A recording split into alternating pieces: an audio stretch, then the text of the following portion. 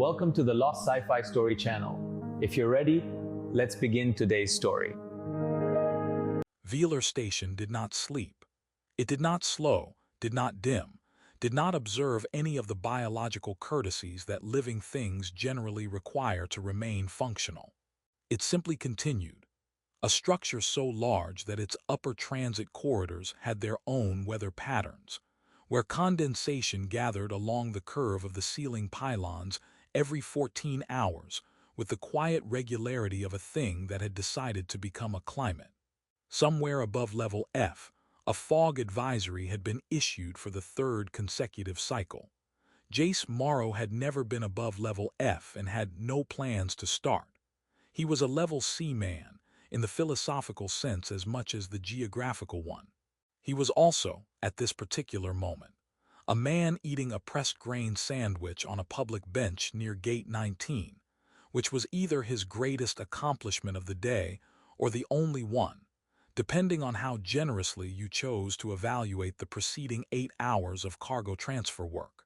The sandwich was from the vendor 2 corridors over, the one with the flickering panel, and the interface that occasionally greeted users in a language no one at the station had yet successfully identified. Jace had been buying from it for nearly 2 years, and he had developed the specific affection for it that people develop for unreliable things that nonetheless keep showing up. He called it nothing because naming a vendor machine was a line he had decided, privately and firmly, not to cross. Gate 19 was a good bench. That was not nothing. In a station that processed something in the region of 60,000 travelers per standard cycle, a good bench, one that faced the main flow of foot traffic, had functional back support, and was not directly beneath one of the announcement speakers that periodically delivered gate changes in a tone suggesting personal betrayal, was a minor geographical achievement. Jace had found it 11 months ago, and had since returned to it with the loyalty of a man who understood that certain small things, once located, should not be abandoned. He had his datapad propped against the cooling unit beside him. He was reading an article about ore routing inefficiencies in the outer belt transit corridors, which was the kind of article that sounds boring until you work in cargo, at which point it becomes merely moderately boring, but with the added quality of being relevant. Around him, Velar Station conducted itself with its usual organized chaos. A Threnny family navigating the corridor with the 6 pieces of luggage and the collective spatial awareness of a single distracted person. 2 Mechari pilots arguing about something in their own language, with the performative exhaustion of people who have been arguing about the same thing for years and have come to enjoy it. A service drone performing a slow diagonal crossing of the floor, while broadcasting a soft warning tone that no one was paying attention to, including the drone. Jace ate his sandwich. He read his article. He was, by any reasonable measure, content. He noticed the woman the way he noticed most things at Gate 19, without particular intention, and only because she moved into the frame of his peripheral vision and paused there long enough to register. She was Velshari. He knew the species well enough from the station's regular traffic, humanoid in the broad structural sense, the kind of resemblance that holds until you look directly and then quietly rearranges itself into something else entirely. Her skin held a faint iridescence that did not announce itself so much as imply itself, catching the transit lighting at an angle that seemed slightly inconsistent with physics. Her eyes, when they swept briefly across the seating area, were a pale hammered gold, the pupils thin vertical lines that moved with a slowness that human faces never quite managed. Her hair was deep violet, and it drifted, not dramatically, not in a way you could point to and call unusual, but with a faint autonomous quality, as though it was operating in an atmosphere with slightly different rules. She was, in the objective cross-species sense, extraordinarily striking. She was also, in the far more immediate human sense, clearly having an absolutely terrible day. It was in the shoulders. Jace had worked cargo long enough to read bodies the way other people read text, the language of weight, of how a person distributed what they were carrying. And what this woman was carrying had very little to do with the small case in her hands. She stood in front of the automated vendor unit, entered her payment credentials, and waited. The machine considered her request with the brief, insulting pause it reserved for transactions it had already decided to refuse, and then declined her. She tried again. It declined her again, this time with what Jace could only describe as enthusiasm. He knew that machine. He had a history with that machine. Last month it had rejected his card and then, when he stepped away in defeat, processed the transaction anyway and dispensed nothing, which he still thought about. She stood for a moment after the second rejection, staring at the screen with an expression that was working very hard to be neutral and was not entirely succeeding. And Jace looked down at his sandwich, half of which remained, more than he would finish, more than he needed, and made a decision with the low-friction ease of someone who has not complicated the question. He leaned slightly toward her. "The machine on level D is worse," he said, "but at least it fails faster. I've got more than I need if you want." She turned and looked at him. The gold eyes settled on his face with a directness that felt, for just a moment, disproportionate to the offer, as though the question of whether to accept half a stranger's lunch was actually standing in for several other questions that were much larger, and had been waiting considerably longer for someone to ask them. Then, without a word, she sat down 2 seats away, and he extended the half he wasn't going to eat, and she took it. They ate in silence. It was a good silence, the comfortable kind, the rare kind that carries no obligation and asks nothing. When she finished, she looked at him once more and said quietly, in accented but precise common tongue, "Thank you." There was a weight to it that seemed, again, slightly too large for a sandwich. But Jace was not the kind of man who interrogated gratitude. She stood, picked up her case, and walked back into the current of 60,000 travelers moving through Velar Station without owing each other anything. Jace finished his article about ore routing. He thought briefly that he hoped she found a working vendor on whatever level she was heading to. Then he thought about nothing in particular, which was one of his genuine talents, and the moment closed behind her the way water closes behind a hand, and that, as far as Jace Morrow was concerned, was the end of the story. He was wrong about that, but he wouldn't find out for 3 more days, which at least gave him time to finish his shift, get a reasonable amount of sleep, and eat 2 more sandwiches in peace before the universe decided to complicate his seating arrangements. The first indication that something unusual was about to happen to Jace Morrow's life came in the form of a docking supervisor named Pravik, which was in itself unusual, because Pravik was ordinarily a harbinger of nothing more significant than mild professional irritation. Pravik had stopped by the cargo bay at the end of Jace's night rotation to inform him that someone had filed a discrepancy report on the Batch 4 transfer manifest, and the way he said it, with the specific gravity of a man announcing a moon had gone missing, suggested he believed this was both an emergency and personally Jace's fault, which was the way Pravik approached most things. They had a brief conversation about protocol, during which Pravik used the word protocol 4 times, each time with slightly more reverence, as though repetition might cause Jace to finally appreciate the full spiritual weight of the concept. Jace said he would look into it. He had no intention of looking into it before sleeping. He walked back to his staff quarters through the Level C maintenance corridor, which smelled, as it always did, of recycled air and the particular industrial solvent the cleaning drones used on the floor paneling.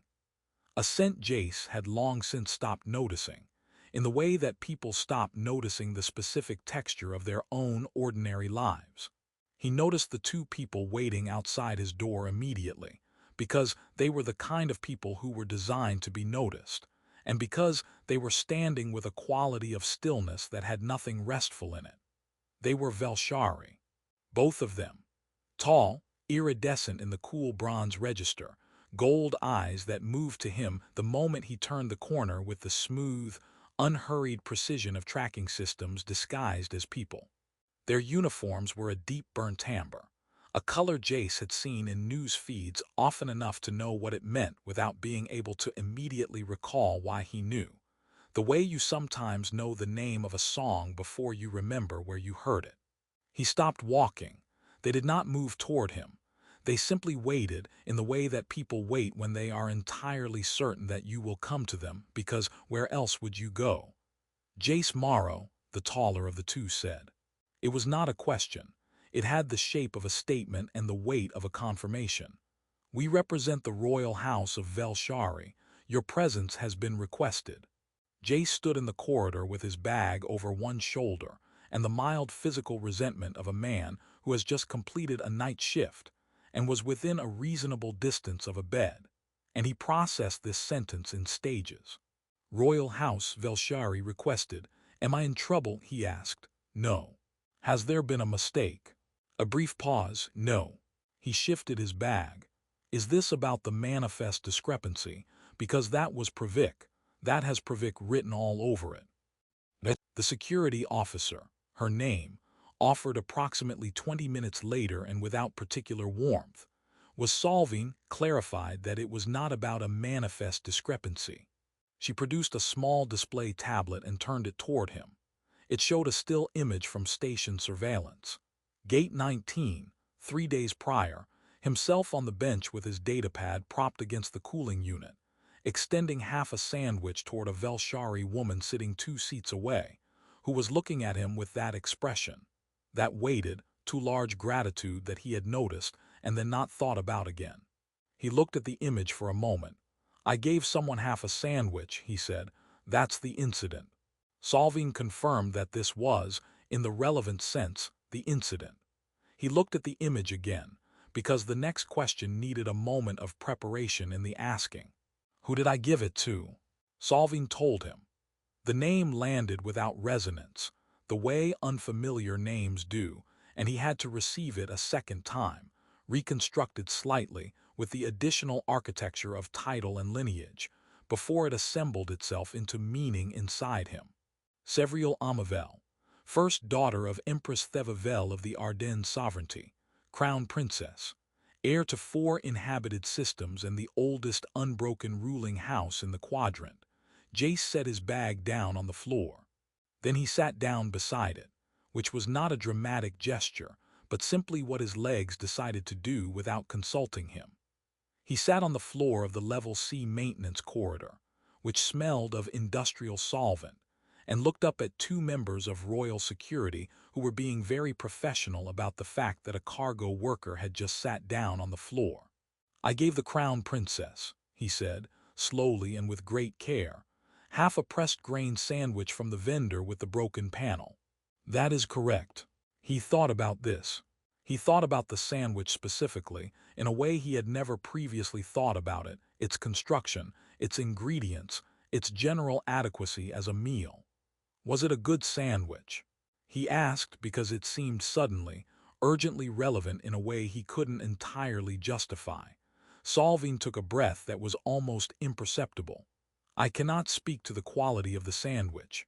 Right. He stood back up, because the floor was not actually more comfortable than standing, and at least vertical he felt marginally more like a person in control of his situation. And she, the princess, she told someone about this. What followed was a careful, abbreviated account.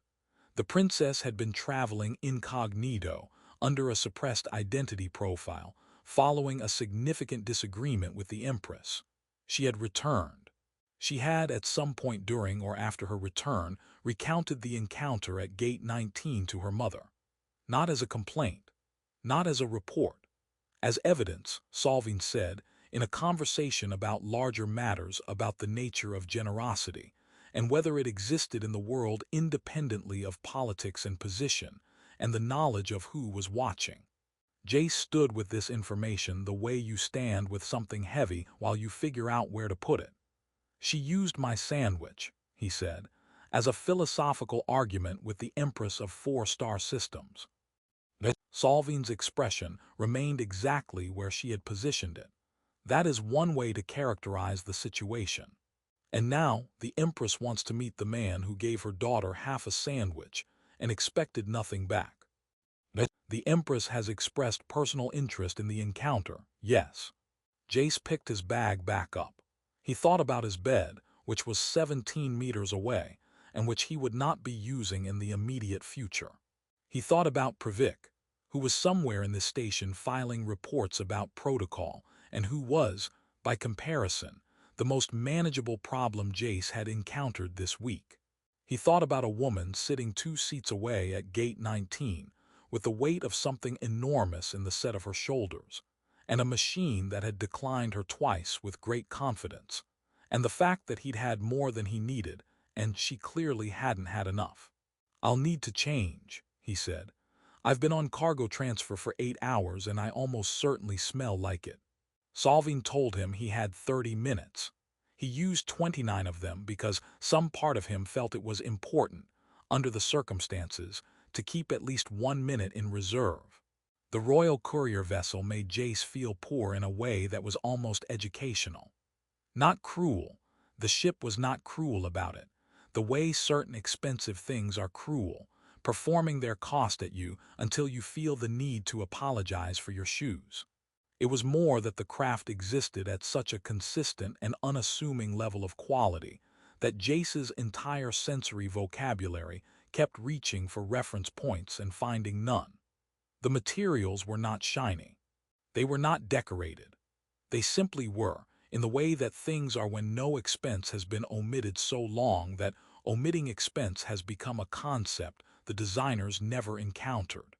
He ran his hand along the wall of the corridor as Solving walked him to his cabin, and his fingertips reported back something they had no name for, and he decided not to ask, because he suspected the answer would make him think too hard about the pressed grain sandwich in a retrospective way that would help nobody. The cabin was larger than his quarters at Velar Station. Not aggressively larger, not the kind of larger that announces itself, just larger in the way that reminded him, every time he crossed from one side to the other, that the people who built this ship had never once thought about how much space a person actually needed, and then given them that amount. They had simply given them space. He sat on the edge of the sleeping platform. He couldn't call it a bed. It didn't have the right relationship with gravity, and looked at the change of clothes that had been laid out for him, which fit, when he tried them, with a precision that could not be accidental, and meant that someone had accessed dimensional data he had never knowingly provided. He made a note to be unsettled about this later, when he had more room in his head for it. Solving arrived to brief him while he was still working out the fastening mechanism on the second garment, which operated on a principle he couldn't identify and kept defeating his thumb. She stood in the doorway in the way she stood everywhere, as though the location was temporary, and she was simply waiting for the universe to confirm her next coordinate. And she told him, with the careful neutrality of someone reading from a document that had surprised even her during the first reading, what she was permitted to tell him. The princess had left the palace following a disagreement with the Empress. The disagreement concerned policy matters and succession, which Solving delivered as though they were weather events, significant but impersonal. The princess had traveled under a suppressed identity profile, which was apparently a thing that royal heirs could arrange, and which Jace found either impressive or concerning, depending on which side of the surveillance image he thought about. She had returned. She had spoken to her mother. Somewhere in that conversation, Gate 19 had come up. She used the encounter, Solving said, as an example, in a discussion regarding whether ordinary people without knowledge of rank or context demonstrate genuine kindness. Jace, who was still working on the fastening, paused. She was making an argument. She was providing evidence. And I was the evidence. A brief pause that functioned as a yes. He finally defeated the fastening. He looked up. "Can I ask what the argument was about? The actual one with the Empress?" Solving considered the architecture of this question for a moment. The princess holds certain views on how the crown should engage with ordinary citizens. The Empress holds other views. The discussion at Gate 19 was offered as an illustration of the princess's position.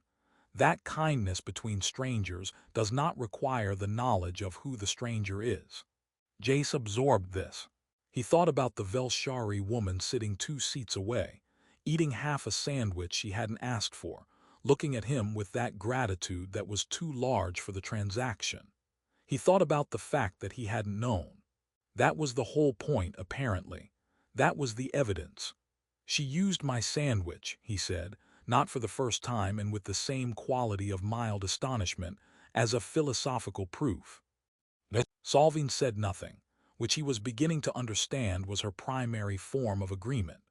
The transit took several hours, during which Jace was brought a meal that arrived in courses, a structure he was broadly familiar with in theory, and that tasted, at least in the first 3 elements, like things he could identify and appreciate. The 4th element tasted like something he had no framework for, a flavor that seemed to shift register while he was in the middle of experiencing it, moving from something almost sweet to something almost mineral, without passing through anything in between. He ate it entirely because he had been raised by practical people, and then sat for a moment afterward wondering if he should feel changed. He didn't, particularly. He felt full, which was its own reliable comfort. He spent an hour looking out the viewport at the particular quality of deep transit space. The stars not streaking, as popular imagination tended to insist, but sitting very still and very far away, the way things sit when they are not actually interested in you. He had been in transit before, on cargo haulers, and once on a mid-range passenger vessel that had smelled powerfully of someone else's food for the entire journey. But he had never transited in a ship that felt like it was moving through space by request rather than by effort. The drive so quiet, and so settled into the hull that it registered less as propulsion and more as intention. At some point, Solving returned and sat across from him, which was a new development, and looked at him for a moment in that measuring way she had, as though calculating the load-bearing capacity of a structure she was about to put something on. "The Empress will ask you a question," she said, "possibly only one." "What question?" "I don't know." He waited to see if that was complete. It appeared to be complete. "That's a very open-ended briefing," he said. "I am giving you what I have." He considered this. What's she like, the Empress? Solving's expression did not change in any large way, but something in it settled, like a room after a door has been closed. "She has governed 4 inhabited systems for 31 years, she said. "She is patient, and she is exact, and she does not ask questions she does not already partly know the answer to." "Reassuring," Jace said, in a tone that conveyed the opposite. "She is also," Solving added, after a moment that felt like a concession, "curious. Genuinely. It is perhaps her most reliable quality." Jace looked back out at the stationary stars and thought about what it would mean to be looked at, with genuine curiosity, by someone who governed 31 years of 4 entire systems, and who had asked to see him specifically because her daughter had told her about a man at Gate 19 who had more than he needed and had not thought to keep it. He thought about this for a long time. Then he thought about the fascinating mechanism he had eventually solved by accident, and whether there was some version of the upcoming conversation that operated on a similar principle, where the answer was not in trying harder but in approaching from a direction he hadn't considered yet. He didn't arrive at anything conclusive, but the thinking kept his hand steady, which was the most he could reasonably ask of it. When Solving told him they were 40 minutes from docking, he nodded and straightened in his seat and reminded himself, with the kind of firm internal address that cargo workers use on equipment that is being unreliable, that he was a person who had done nothing wrong. He had shared food with someone who needed it. He had not known who she was. He had not known who she was, and that, apparently, was the entire point. He just had to walk into a room and say so. How complicated, he told himself, could that possibly be?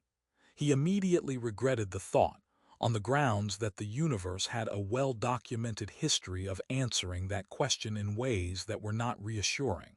The audience chamber did something to the air inside it that Jace couldn't account for technically, but felt immediately upon entering, a quality of attention, as though the room itself had been listening for a long time and had not yet decided whether what it heard was worth responding to.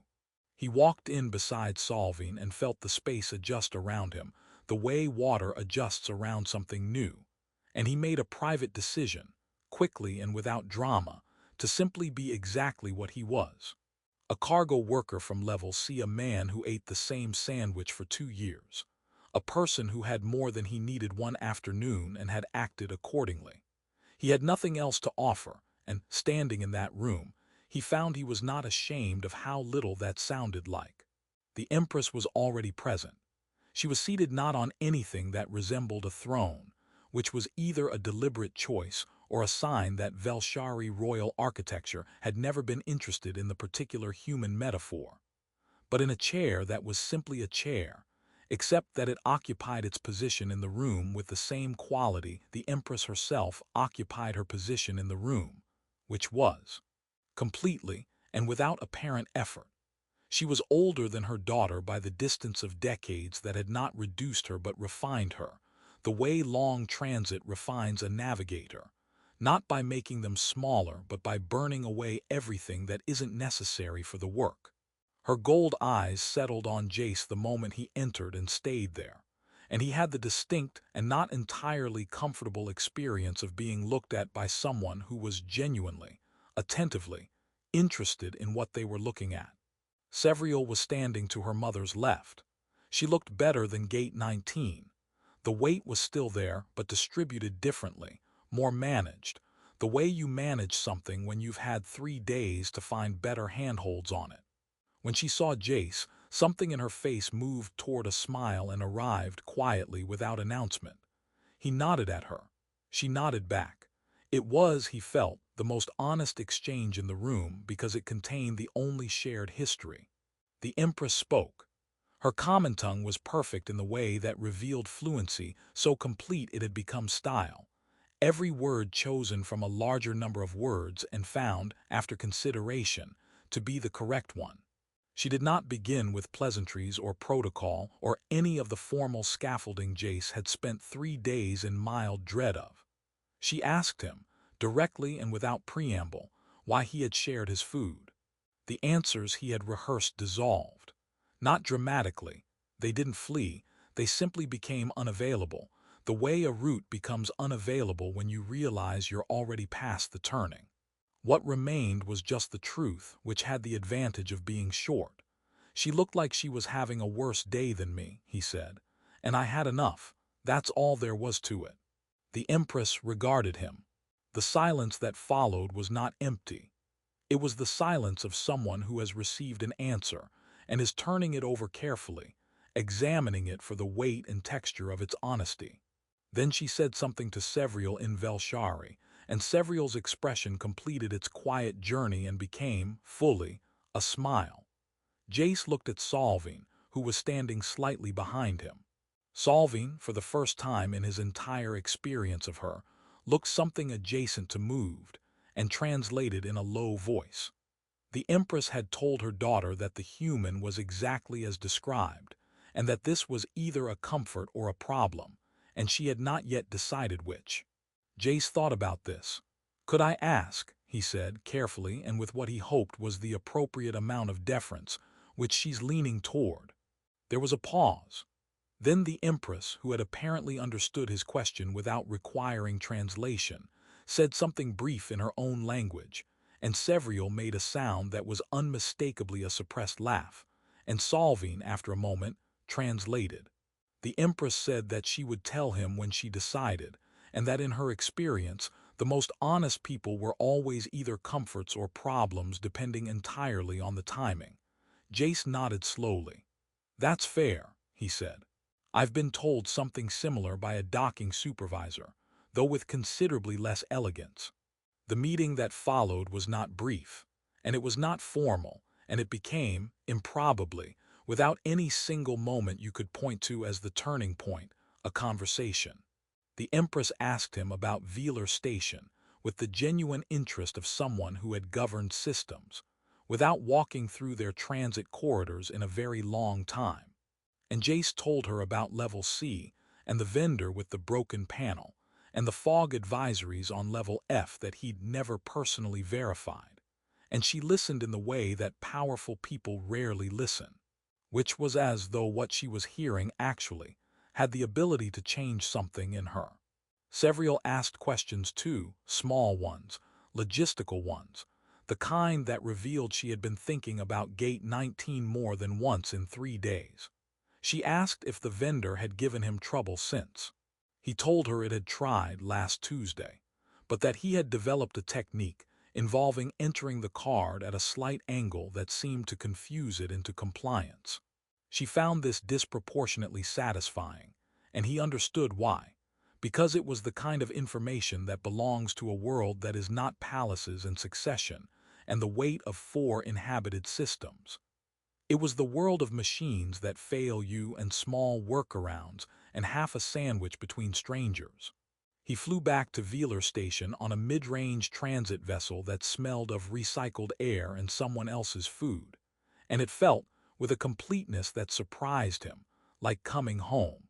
He picked up his next rotation, filed the Batch 4 manifest correction that Pravik had been waiting for, and ate his sandwich at Gate 19 on a Tuesday morning with his datapad propped against the cooling unit. 3 weeks later, a message arrived.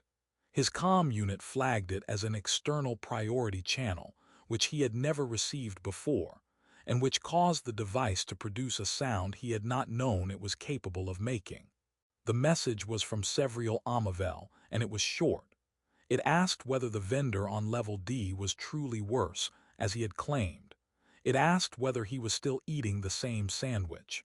It said, at the end, with a simplicity that had none of the weight of royal correspondence and all of the weight of something else entirely, that she had told her mother about the fog advisories on Level F, and that the Empress had dispatched an infrastructure review team, and that this was either his fault or his contribution depending on how you chose to look at it. He read the message twice. Then he looked out at Gate 19, at the 60,000 travelers moving through the same air without owing each other anything, and he thought about how small his orbit was, and how he had always found that comforting, and how it was still small and still comforting but had somehow, without asking his permission, acquired a slightly different set of coordinates. He wrote back. He confirmed that the Level D vendor was genuinely worse. He confirmed the sandwich was the same. He said at the end that he hoped the infrastructure review team brought proper equipment because the Level F ceiling pylons dripped every 14 hours and he had that from reliable, if indirect, sources. He sent it, put his datapad down, and finished his lunch. The vendor 2 corridors over flickered once, in its usual way, and Jace looked at it with the specific and unearned affection of a man who has learned, recently and at significant personal inconvenience, that the most unreliable things sometimes keep showing up anyway, and that this is, on balance, worth something. He was the same man who had sat here 3 weeks ago. He knew that. He had not been transformed or elevated or written into a story larger than himself by the temporary accident of proximity to importance. But something had shifted in the way he understood his own smallness. Not that it was less, but that small and inconsequential were not, it turned out, the same word. He had done one ordinary thing without knowing it mattered, and somewhere in 4 inhabited systems, it had mattered. That was not a lesson exactly. It was more like a data point, but it was the kind that changed how you read everything that came after it, quietly and without your permission, the way the best things always do.